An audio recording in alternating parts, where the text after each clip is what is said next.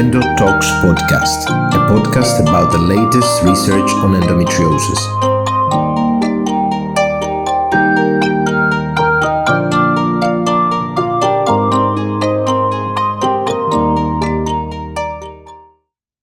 Good afternoon, everyone. Welcome to yet another podcast of the new series of Endotalks podcast. It is without doubt a great pleasure and an honor to have with us one of the person that I personally consider to be one of the living legends of deep endometriosis surgery, of nerve-sparing surgery, Professor Marcello Ceccaroni himself.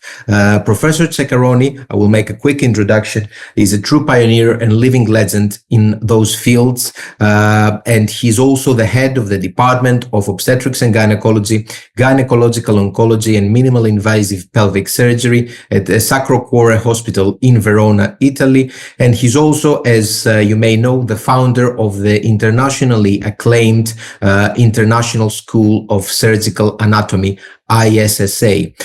Professor Ceccaroni will discuss with us today his team's recent paper on laparoscopic segmental rectosigmoid resection, a case series of 3,050 patients.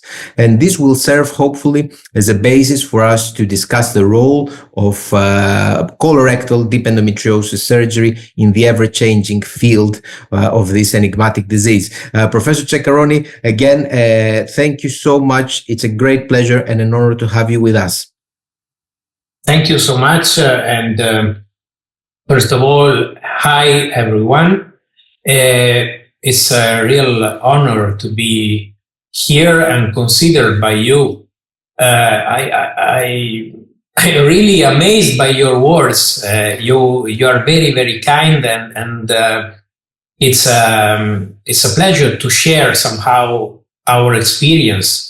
Which is coming from a long pathway, along like 20 years, we can say, and with many studies, many experiences, bad and good experiences, that and a teamwork that we created together in a multi-disciplinary environment and setting. So I'm happy, and thank you for your trust also, not only for your kindness. Thank you so much. Without further delay, Professor Ceccaroni, we know that Endotalks podcast is an idea that we start to introduce for experts to speak about endometriosis, but it is also a form for patient awareness. So I will ask you, as you're aware, to try and keep the level of the discussion to a relatively not so technical or complex setting, so that we can be very well understood by our patients. And thank you for your understanding. With that in mind, I would like to start this discussion by asking you to maybe summarize in a few sentences, in a few words, maybe the main findings of this particular work that we're about to discuss today, which is the 3,050 case series of rectosigmoid resections. What were your main findings? What do you want to come across? Well, first of all, is a large series, probably the largest series published in literature, and it's not only related to the segmental rectosigmoid resection, but as you know, and we all know, the real challenge in deep endometriosis surgery is not only the resection of the bowel itself, but the surrounding tissue, which is distorted and infiltrated, disrupted. All the anatomy is completely changed by the disease. This pattern of spread and infiltration is a terrible spread of the disease, distorting not only the anatomy, but also the vessels, the lymphatic channels, and the nerves. So what we call parametria, and it's a Greek term, you know, which means the tissue around the uterus. So the uterus basically has many ligaments around it, and the parametrial tissues, which are supposedly soft tissues, become thick But in these soft tissues are passing many important structures, such as the vessels for the uterus, the ureters, but the nerves, which are modulating what are called the pelvic functions. So the ability to void the bladder, the continence of the bladder, the rectal motility, the continence of the rectum, the sensation of fullness of bladder and rectum, of pain of bladder and rectum, and what are called also the sexual sensations or sexual arousability, which is the ability to attain and maintain for all the intercourse an adequate response in terms of lubrication and swelling of the genitalia, according to the DSM-4 and 5. So we are speaking basically of all the neurovascular reflexes that are modulating the quality of life, the pelvic quality of life. And so the Bowers action for deep endometriosis always is requiring also the resection of the surrounding tissues, so the parametria, especially what we call the posterolateral parametria. I don't want to go so in detail because I know that the audience is not only of doctors, but there are proper ligaments full of these fibers, very tiny fibers like spider webs, which are distributed all over this supposed once soft tissue, which are modulating these functions. And so the real problem of deep endometriosis surgery is the resection of the parametria, of these ligaments. This is a problem which is quite weak for rectal cancer surgery, because normally the cancer of the rectum is a disease which is starting from the inside, the inner part of the rectum, and little by little is going outside. But the endometriosis is the opposite, it's coming from the peritoneum, and is a disease going deep and infiltrating the deeper layer. And so it's coming from the outer part of the wall of the rectum, and little by little is reaching the inner layers. So we can say that it's like it's similar to an advanced rectal cancer if you look at the lesions. Of course, endometriosis is a benign disease.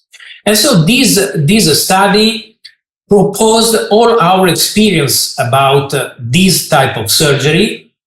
Of course, the surgical outcomes, first of all, and we were able also to predict, to identify some criteria which are predictive of major complications. For instance, if a surgery is multivisceral, not only the rectum, but together we have to resect the disease reaching the parietal pelvic wall for somatic nerves, or bladder resection, ureteral resection and reimplantation, double or triple Bowers resection, because it can happen.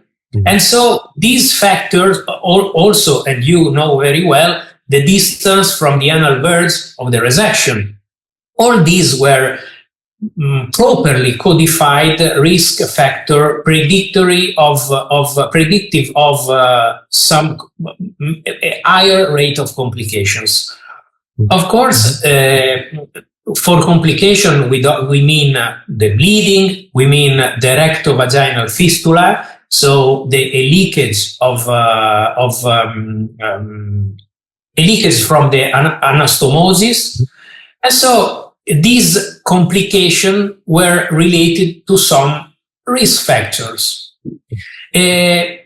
I think that a very strong and impactful result of this series, because it's a series coming from a lot of years, that's why we call it the Space Odyssey. Space Odyssey. Mm-hmm. Like the Kubrick movie, you know. where the fact that the largest part of this group received the so-called nerve-sparing eradication of deep endometriosis. Yeah. Now we are going to publish the whole series about just nerve-sparing patients, but in this case, the 90% of these patients received the nerve-sparing procedure. And looking at the results, the 4.5% of these patients after this surgery had neurological complications. And you know very well the literature, and you know that previously, when there was just the classical technique of eradication of deep endometriosis, the rate of this dysfunction were around 36%. We published several years ago the technique, and our complication was like 6% for the bladder, for instance. Was low, of course. Now it's 4.5. I'm pretty sure that we won't be able, no one will be able to reach the 0%, because you know that we already have many fibers already disrupted by the disease. But with some anatomical tricks, we were able, and not only our center, many other centers in the world who adopted the nerve-sparing procedure, to spare the largest amount of them. With some anatomical tricks, the knowledge of some spaces, the research that have been brought in anatomical and surgical anatomy also along these years, because it's an active branch of science, surgical anatomy. Of course. And the surgical steps allowing us to remove all the disease, so to be radical, but at the same time to spare the largest amount of already healthy fibers. So reducing dramatically the tremendous impact that surgery can have in the quality of life of this patient. Just because I don't speak only to doctors, try to imagine to be a girl, 20 years old, that after a very big surgery with rectal resection and parametric resection, lose completely the possibility to void spontaneously the bladder. This means that every 3 hours, this girl needs to put a catheter in the bladder. So it's an intermittent self-catheterization every 3 hours forever. This is a dramatical impact in the quality of life. And before, 36% of these women had this huge problem. Thanks to these techniques all over the world adopted, we all in the centers of reference be able to reduce dramatically the impact of this surgery. This means to actively impact the quality of life of thousands and thousands of patients all over the world every year.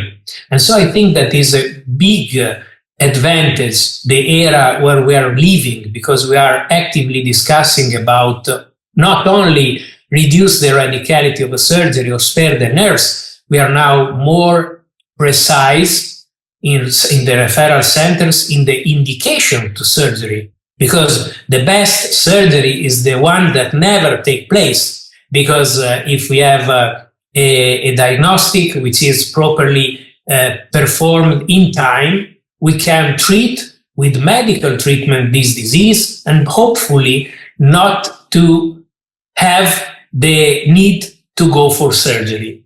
So in conclusion, I think that these are the most important steps of this paper. And the last one is the multidisciplinary approach. Because of course we know that the gynecologist is the team leader of this team, is the one knowing the biological aspect of the disease, the molecules that we can give as a medical treatment, the possibility to wait for a surgery or to go for surgery in the proper moment, or to lower the radicality of a surgery.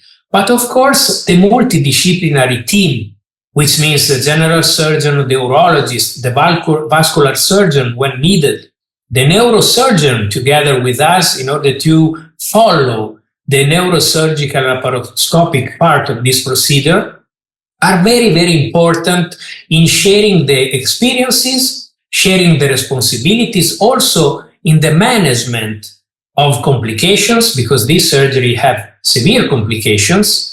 And this is the best way to grow up together in a strong way. But there are not only the surgical team, part of the team. Of course, you know very well that we need good radiologists, good sonographers. We need good experts in pelvic rehabilitation after these surgeries. And it's a long pathway with many, many different medical specialists that overlaps in this pathway. And this is the sense of the multidisciplinary environment and multidisciplinary team. Excellent. Thank you so much. I mean, you really, really summarized almost the whole of the endometriosis care in a few minutes. So we could really finish the interview here without any more questions, because you've pretty much said everything. And thank you so much. But we will carry on. That was so insightful. I agree, and I countersign all of the things that you've said. I wanted to elaborate a little bit more without going into too much maybe technical detail, but a little bit about the nerve-sparing Negrar method. It really was for, the younger surgeons, things like that. It was really a breakthrough, and you are in the center of all that. Talk us a little bit about the whole idea of the nerve spare. You did already, but maybe a little bit more about it and the feasibility of it. You rightly said that, we decrease the rate of, bladder dysfunction to a significant amount, but we're never going to get to zero. So the question I'm asking you to say is, for example, are there some certain cases where nerve sparing approach may not be feasible? And what is the difficult decision making that the surgeon may do in those scenarios, leaving some disease behind, risking some complications? What is your view on that one, please? This is a real good question, because it opens a debate which is, I think, very, very active in this moment. If you ask me very honestly, if nerve sparing should be performed in every surgical setting, my reply is always yes. Yes, because the nerve sparing is a technique, but it's also a kind of philosophical approach, anatomical approach in the pelvis. To open the right spaces means to respect the tissues and to be somehow a sparer of some fibers. To reduce the thermal damage, so the proper use of energy, means also to respect the tissue, to be anatomical, and to be a nerve sparer. But of course, I know that your question means, when we have a huge amount of disease, bilateral, can we go ahead with the nerve sparing purpose? My reply is always yes, because and now we have to go more probably in detail on the type of fibers. These fibers are divided in two groups, the orthosympathetic and the parasympathetic. The orthosympathetic are the one basically modulating the continence of bladder and rectum, and the parasympathetic, the voiding functions and the rectal motility. Together, they work cooperating in the sexual arousability. But these fibers are really widespread in the pelvis, as I told you before, like a spider web, but they join together in bundles, in nerve bundles, and these fibers are covered by a double layer of fascia. It's like of envelope covering these fibers, and opening the spaces of the pelvis. We can properly follow this fiber and sacrifice the lesser amount of them. Why? It's really hard to tell and to explain in very words, but the parasympathetic fibers, the most important fibers, because are very few, the orthosympathetic are quite a lot, are coming from the sacral roots, so are coming from the deepest part of the pelvis, and are coming in the pelvis, piercing a fascia, which is a very strong fascia, which is called fascia hypogastrica. Hypogastric fascia, fascia hypogastrica sacralis. This fascia acts as a kind of anatomical shield, protecting the fibers somehow, covering them. So if we follow this fascia as a surgical landmark, we are able to remove all the parametrial amount of the disease with the sacrifice a lot of time of the orthosympathetic fibers, which are upwards, but sparing the fibers, parasympathetic fibers coming from the sacral roots, which are the most noble part of the visceral innervation. Because if we have a weapon destroying all our molecules of the body, just keeping intact the orthosympathetic fibers, we are still able to recognize the different faces of every one of us. So the orthosympathetic system is a system overcrowded of fibers. So if I cut these fibers, there is the possibility along the time to recover the orthosympathetic function, because there is a chain of ganglia, of sources of nerves, we can say, all along the spinal cord. Is called the orthosympathetic paravertebral chain. From this chain, it's proven in many studies on animals and humans, the sprouting of these fibers. So if I sacrifice the orthosympathetic system, there is the possibility to have this sprouting of fibers and to recreate, not at the origin, but to recreate and to improve the orthosympathetic innervation, sparing, in the majority of cases, the parasympathetic one, or at least the sources of this parasympathetic function. Excellent. The parasympathetic fibers are very few, are like from 3 up to 6 from each semipelvis, so are very precious. This procedure, we call this procedure, and we're going to publish it, the selective neuroablation. It's basically following anatomical steps, following this fascia, the fascia covering the muscles and the sacral roots, and removing the parametrial ligaments. So we are going to publish our experience on a huge amount of parametrectomies, and there are a huge amount of bilateral parametrectomies. So in synthesis, I can say that if you choose to have a surgical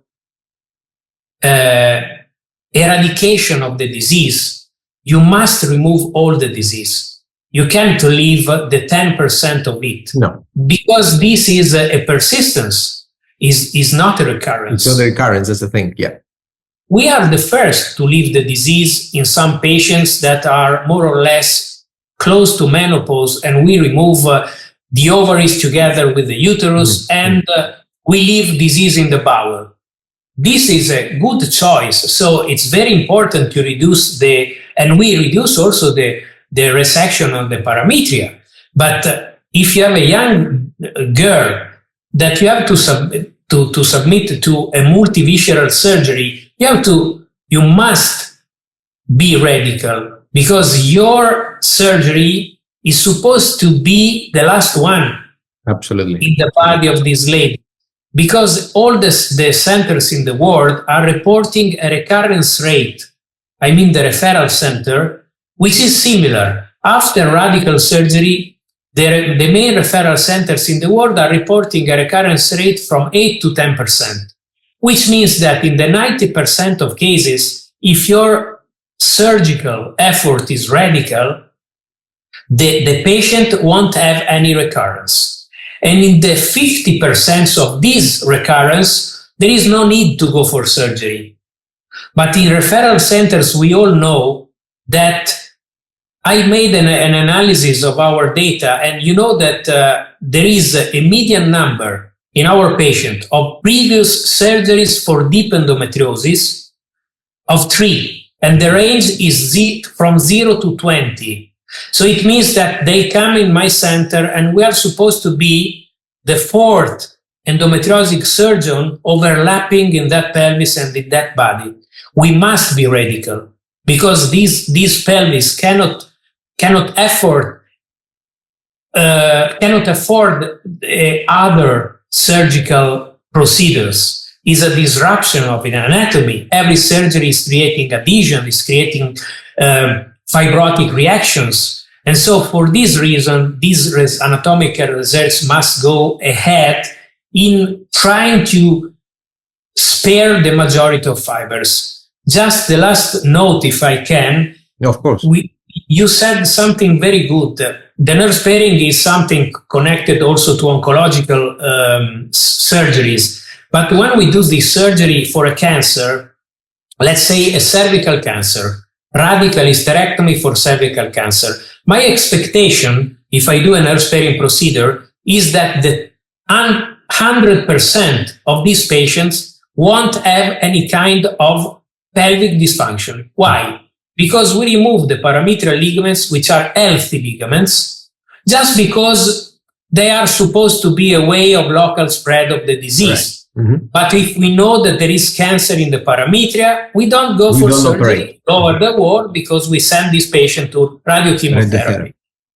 Okay, but for deep endometriosis, we have already destroyed fibers. And the last very important concept is that thanks to this selective neuroablation, you are able not only to decrease the number of patients with the pelvic dysfunction, but you can modulate the type of dysfunction. I will explain you better. If this lady, 20 years old that we said before,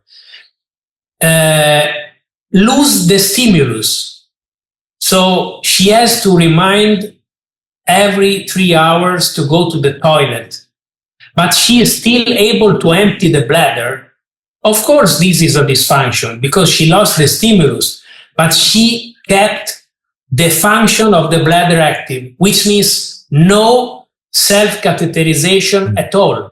Mm. So if with our surgery, we are able also to decrease not only the rate of dysfunction, but also the heaviness of the dysfunction, the type of the dysfunction, we are able to dramatically impact the quality of life of this patient with a radical surgical approach. Excellent. It's very, very thought-provoking and really great information for our listeners. Talking a little bit about the approach to the bowel. Again, we can carry on this discussion for hours and hours. We don't have the time to do that. But basically, we all know that there are different approaches to the bowel. We have the more radical approach of, segmental colorectal resection versus the less radical approaches of a disc excision or a shaving and things like that. Of course, everyone in the modern era is trying to approach a more a more minimally invasive approach. They want to take less things out. Have you seen over the years in your center or in your practice a reduction of your segmental resections? Have you been doing more of the other types of bowel surgery, or has it been steady over years? Yeah, absolutely. But this is not because we changed our mind about the philosophy. Because we grown up to a very recent previous era where it seemed that shaving was one tool, disc resection another tool, and segmental resection another tool. 3 types of philosophies, and so in the congresses there were big fights because there were the Taliban of segmental resection and the Taliban of shaving. But we all know that these are simply 3 different ways of approach that in every referral center must be offered to the patient. And along the years, there is a different philosophy of approach in the referral centers of this disease. The first one, which is for me the most important one, we all learned that endometriosis is not a surgical disease. In the majority of cases, we can keep the patient with the disease. We can keep the disease stable with medical treatments, dietary goals, and lifestyle changes without any kind of surgery. In my center, we check from 13,000 to 15,000 of patients with endometriosis stage 3 and 4 every year. But we submit to surgery just from normally the 9-10% of them, so up to 1,500, which means that in the center with high volume of surgery and whatever, the 90% of our patients are, to them is proposed a further approach, medical, non-surgical. This is very important because you remember that just a few years ago, all the centers were lesion-oriented. You have a nodule in the bowel, you must resect your bowel. This is for me, is in my impression, is the most groundbreaking concept that now all the centers are trying to avoid unnecessary surgeries. This is important. And my center, which is supposed to be a center of big surgeons, big surgery, we recently published a paper about the medical treatment of patients with bowel involvement with already present stricture. We have patients that are going to follow up in my center with the 70% of stenosis of the bowel. They are good. They are checked. They are taking the pills. We all know that if there is something wrong, we will go for surgery. But if they stay good and they are stable, there is no reason for doing a surgery.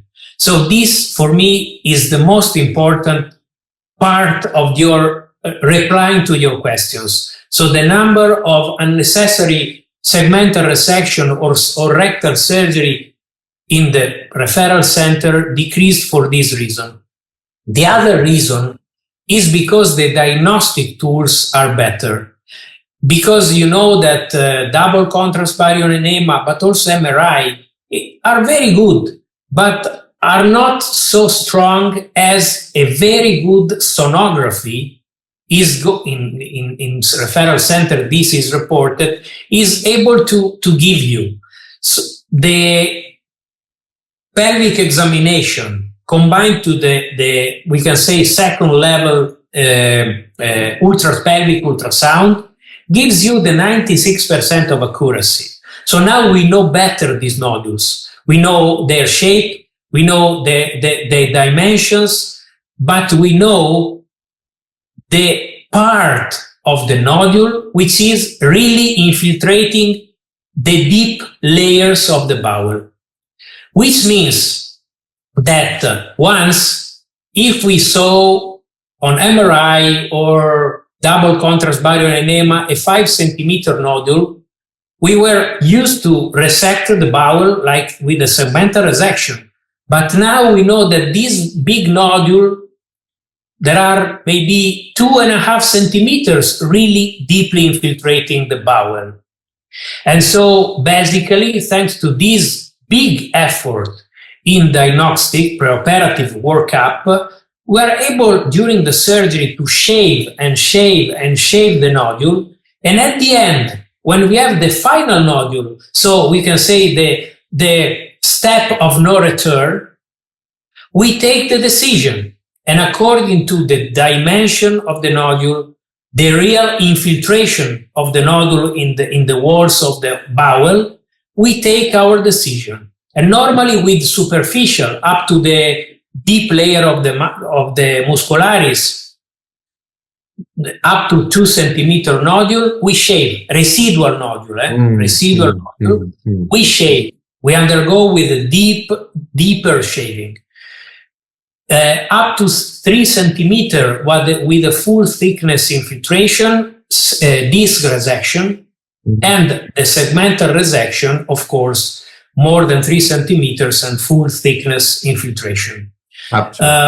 This is our flow chart is overlapping with different other centers, like Mauricio Brau is proposing something very, very similar to our experience. So coming back to your question, paradoxically, in our center, the rate of bowel surgeries increased along the years, but the number of segmental resection decreased dramatically. And in the majority of time, we are also able to perform an intraoperative ultrasound in the nodule, in the residual nodule, before to take our decision. And this is always in order to reduce the impact of this surgery on our woman and our patient. Absolutely. That is great. So many information there, and all that, your view about the role of non-surgical approach, the multidisciplinary management, this is a breakthrough. I completely agree with you. The right indication for the surgery is of paramount importance. Really, I want to focus a little bit to the actual training of doctors, because some of the you're a clinician, but also a professor, an important teacher. A lot of the young doctors obviously want to train in this complex type of surgery, but they may find that they are out of depth. They may find that this is a bit too difficult for them, or they may never be able to do it like Ceccaroni or somebody else does it. What are your advice on these young colleagues that may want to go into complex endometriosis surgery? So first of all, I can make a synthesis of the reply using the words of John Lennon. It's easy if you try. The real problem is that in many departments or many schools, the young doctors are like, outcast from some surgical growth, let's say, or probably not everywhere. There are very brave and skilled tutors. But there are now all over the world, and Europe is a real great area of didactic experience, I think.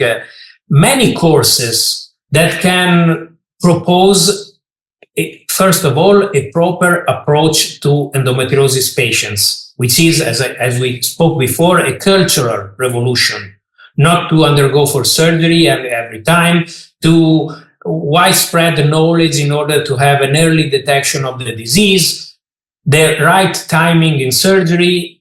This is very important because many times the surgery overlapped in a patients are unnecessary surgery in the wrong time.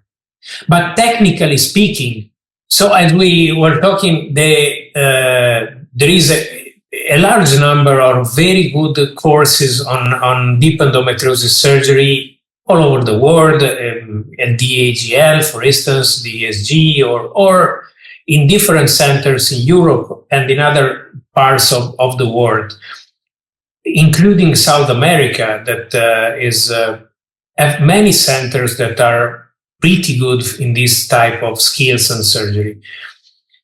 For my personal impression, the really groundbreaking experience that can be offered to a person is the cadaveric dissection. So that's why in my school and in other schools, this model is proposed as a strong model, strong tool for improving the skill, starting from the alphabet. The alphabet is anatomy. The alphabet of surgery is anatomy, but the anatomy of textbooks is a very important cultural experience. The real experience is the surgical anatomy. So what we do in anatomical field, the modification that we apply with our dissection, with our technology, with our energy, in order to perform a precise type of surgery. And the cadaver give you the possibility to learn anatomy a lot, to make dissection, to dare what you normally are not allowed to do, or is not ethical to do on a patient, on a living patient. You make mistakes and you think about these mistakes. I can tell you a lot of mistakes that I did in my first cadaveric dissections that never happened in living models, because we learned the lesson. There is the possibility to having the anatomical structures more familiar and closer to you. In the majority of the centers in the world, every one of us grown up with the fear of retroperitoneum. So they teach you, stay far from the ureter, don't open the retroperitoneum, there is bleeding, stay cheek to the uterus. And this create generation of surgeons who are afraid of surgery, who are afraid of daring, risking, and who are not able to be radical on oncological disease or benign but infiltrative disease such as deep endometriosis. So the cadaver give you the real perception that retroperitoneum is your best friend, the best way for avoiding the risk of lesions, of bleeding, of injuries, and to becoming a fast surgeon also. So less operative time, less anesthesia and whatever, is opening the avascular spaces that our body has. So the dissection of cadaver give you the possibility to learn, to understand, and to exploit the secret passages for escaping from what we call the labyrinth of the pelvis, no? In my personal experience, what made me really, what gave me the real plus value in my surgical activity was the possibility to perform and have cadaveric dissection. For this reason, also the anatomical departments should start to change their mind in teaching the surgical anatomy, not only the topographic anatomy on cadavers in formalin for students, but the possibility to let every resident or fellow, but even big surgeons, to the possibility to assess the dissection of a specimen in order to think about, to wonder why, and to learn. I personally still go keeping on dissecting on cadavers. I dissected probably 1,500 specimens in my life, but when I have to try to develop new procedures, to think about new spaces or the interaction with a new device on the surgical spaces, the cadaver is the best and fastest way to learn this. And this is for me the best experience combined with culture. The culture is on the books, and also combined with good teachers, because I think that every teacher in the department must share, but the majority of people are afraid to reveal the secrets. But this is the evolution. I think that there is nothing better than that giving a skill of a surgical step that it took me years and years in developing it, and a student learn it in 2 seconds. This is the principle of the evolution.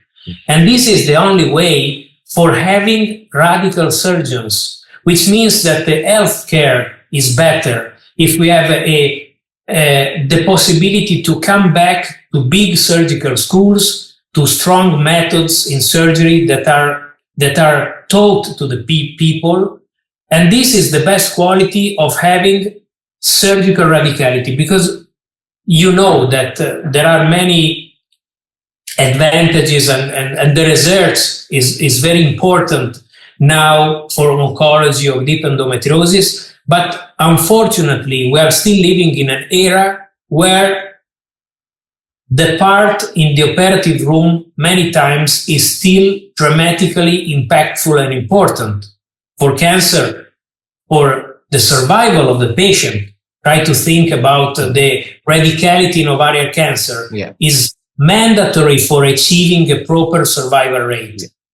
And if we have afraid surgeons, we won't let this patient having a proper treatment.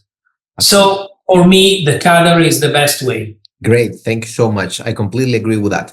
Reaching to the end of our really insightful discussion, I want you to make a comment about really where you see the role of complex endometriosis surgery in the future. I personally feel living in an era of an ever-changing field, that we have new advances happening, including, the introduction of new medication, the new modalities, non-surgical modalities, things like that, the advances of artificial intelligence potentially. So just wondering, maybe in a few sentences, where do you see the role of these complex surgeries in the future?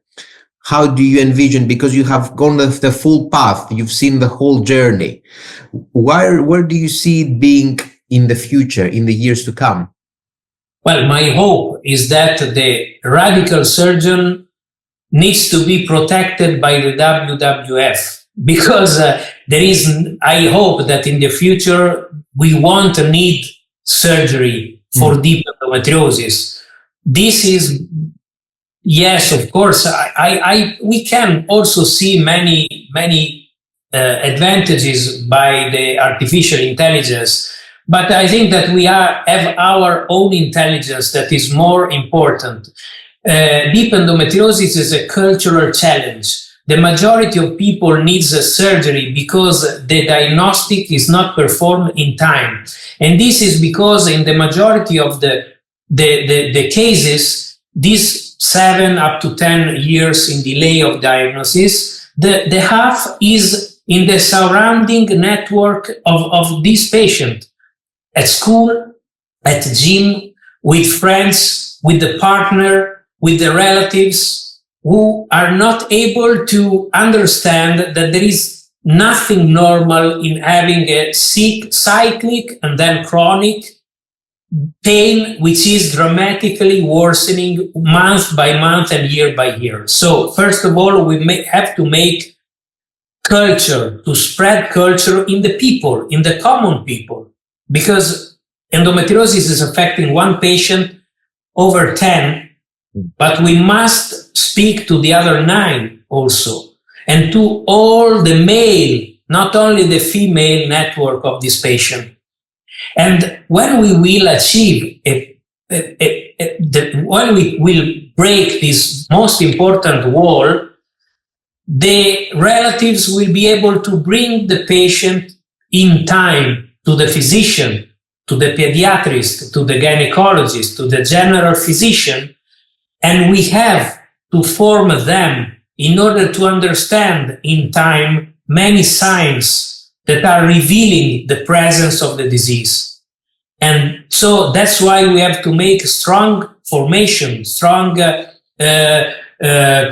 training on the physicians, on the general gynecologists, just in order to understand that there is something that is not going good, and to send to referral center. And then the referral centers must exploit every single tool that we have. So in my hope, the medical treatment can achieve better level of treatment in the future, But of course, the more fast and the more in time we are in diagnostic, the more possibility we have to make the disease like a weak, easygoing chronic disease and not a surgical one. That's why I think that when we will break these walls of lack of knowledge, we can say, or cultural ignorance, we will be able to achieve a diagnosis in time and to avoid the majority of surgeries. That's why I hope to close the ORs of my departments one day. Would be a very interesting scenario, and I completely agree with you. The importance of timely diagnosis, the importance of information and all that. This is also important. Professor Ceccaroni, I'm more than covered by your questions. It was a great honor. You're a true hurricane. We started and you really covered everything in all those in those minutes. I don't know if you want to make any last comments or anything before we conclude this insightful meeting. Well, I feel privileged to be here, and I thank you again for your kindness and your skill, your great skill, and also your effort, because I think that this kind of experience that you are proposing to the people, to the general auditorium, and to physicians as well, is what we were saying before, the groundbreaking part of cultural revolution for this disease. We have to speak of this disease to the doctors, but also to the common people, to the patients, for sure. But this is the only way to. I think that the only type of cure is culture, and we must go ahead in this way. So this is what I'm saying. Thank you a lot for what you're doing, and I really appreciate that a person skilled like you is lending his time and his expertise to the people. Thank you so much for your time. You're a great teacher and a great mentor, and I hope to see you soon in one of the upcoming meetings. We will have a cup of coffee together and exchange more opinions about endometriosis. Thank you so much. Sure. Thank you so much. Thank you. Thank you.